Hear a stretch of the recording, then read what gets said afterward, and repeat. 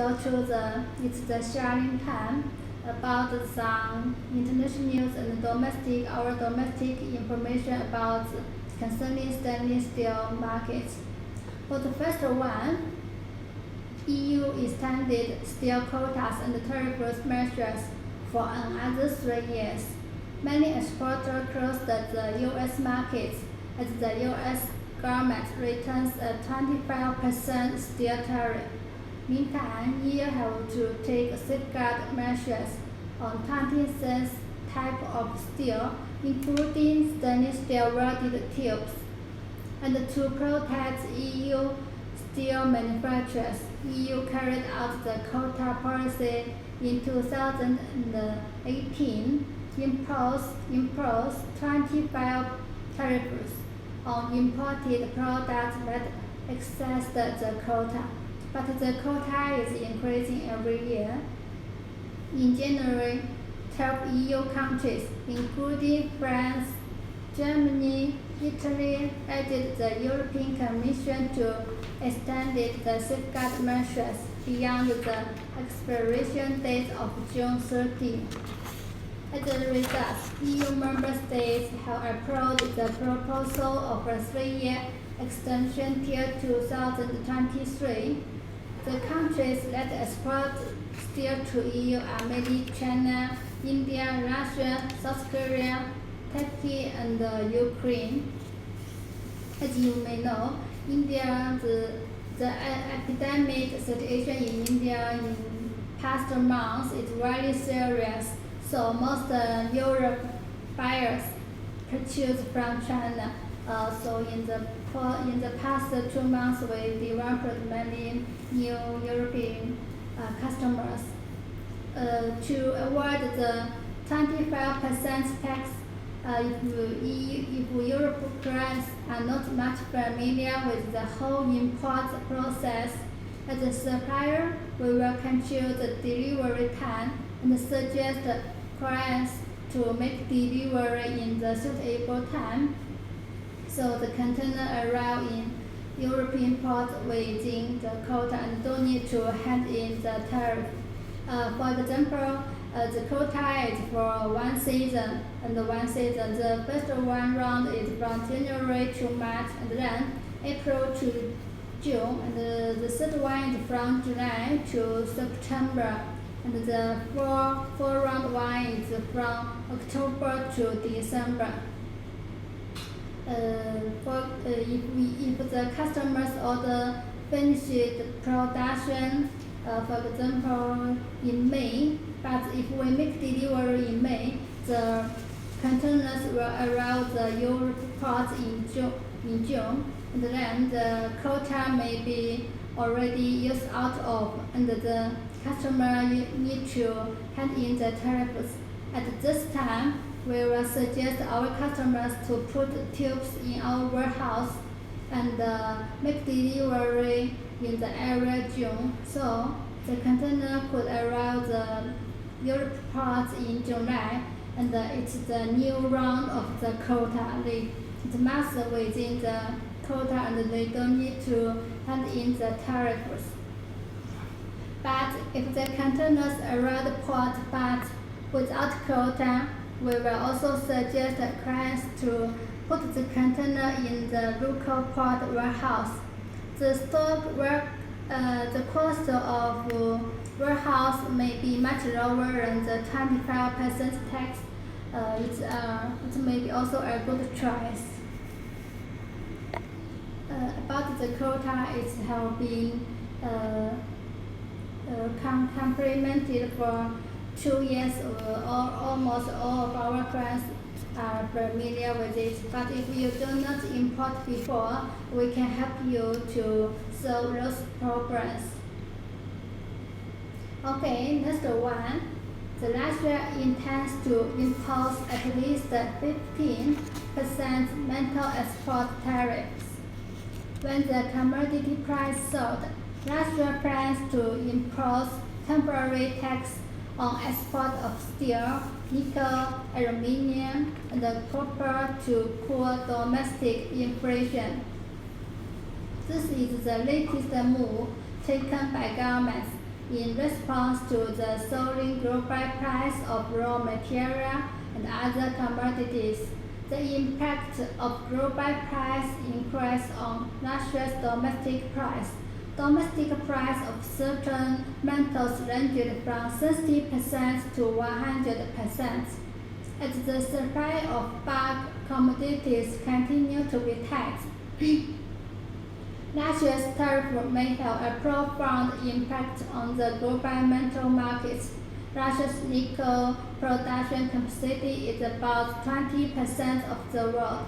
In addition, Russia is the third largest exporter of steel, most of which are exported to Europe. So if Russia imposes the export tax of the nickel, the Europe buyers' purchase cost from Russia is much higher. They must turn the purchase to China markets. But analysts believe that those measures may not have much impact on Russia's nickel and aluminum exports, because the local nickel and aluminum use is limited. Russia's consumption of domestic nickel production only accounts for about 10%. If miners want to pass the tax on to the customers, this may have a knock-on effect on the premium paid by metal buyers. Manufacturers may also increase exports before the tariffs formally take effect and bear the additional tariff cost themselves. So, if Russia imposes the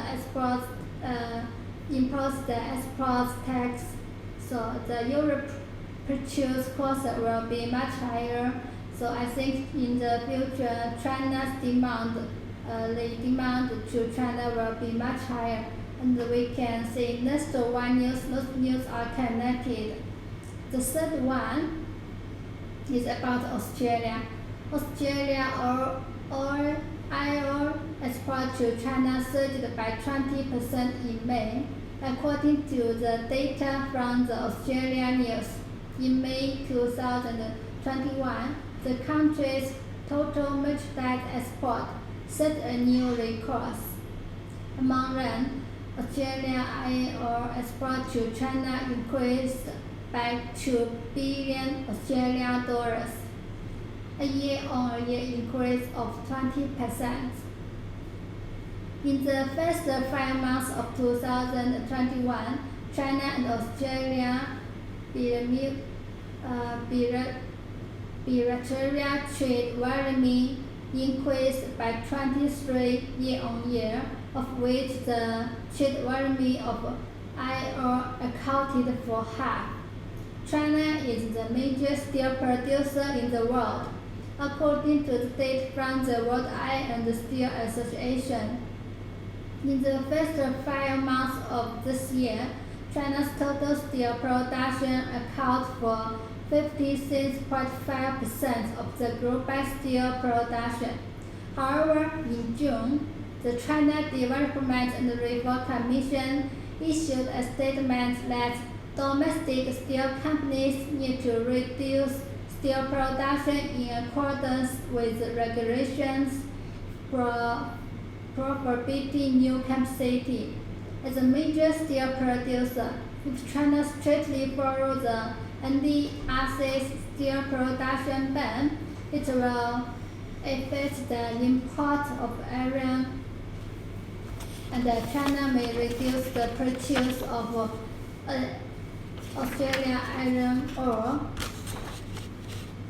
So you can see, in Russia we impose the export tax, and in Australia, China may decrease the steel production capacity. If Europe cries country China produce, but China's capacity is decreasing, I think the whole market will be higher and increasing in the coming months. But there is one more, I think is not good situation. It's about the shipping situation. Before the epidemic came out, the normally one container cost to Europe, I think it's about $1,500 to Europe port. But now it's almost $15,000 to Europe port, and it's very difficult to book the container. So the situation is very bad. This is the fourth one we need to talk about, the crazy rising sea freight. 3 months ago, a larger freighter stranded in the Suez Canal, which leads to a world-renowned century dream accident. Since then, the spiral of the global port congestion caused by the Suez Canal ship jam has gradually spread to China.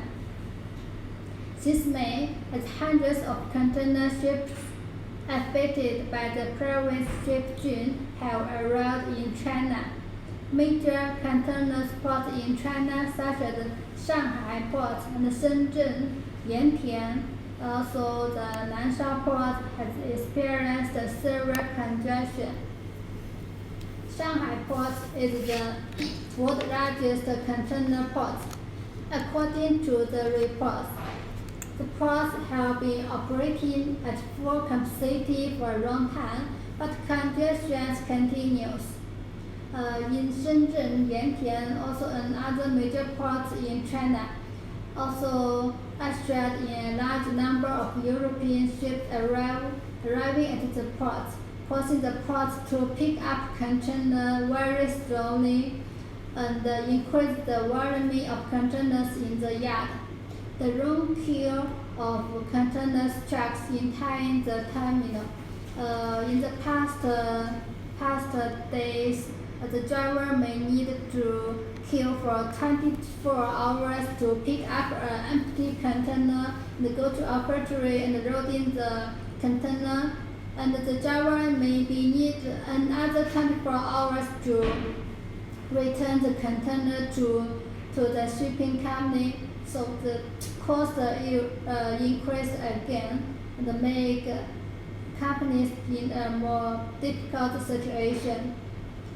And as the epidemic spread in many regions of Guangdong, congestions appeared in many ports in southern China. Such as a result, China export goods have to continue to move northward, and the ocean freight rates have been pushed up as a whole.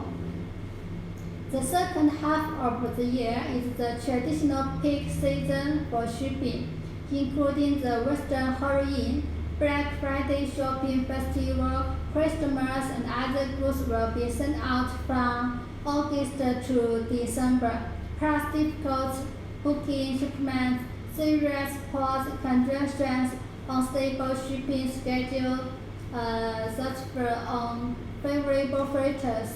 The shipping situation will be even more tense in the second half of the year.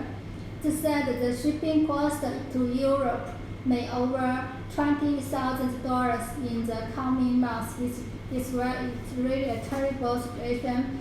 It caused the increase of the buyers. Also, we are difficult to make delivery in the past month. I hope the situation could be better in the next us. Let's wish a better situation. So combining all the above factors, the global economic situation is not positive at all.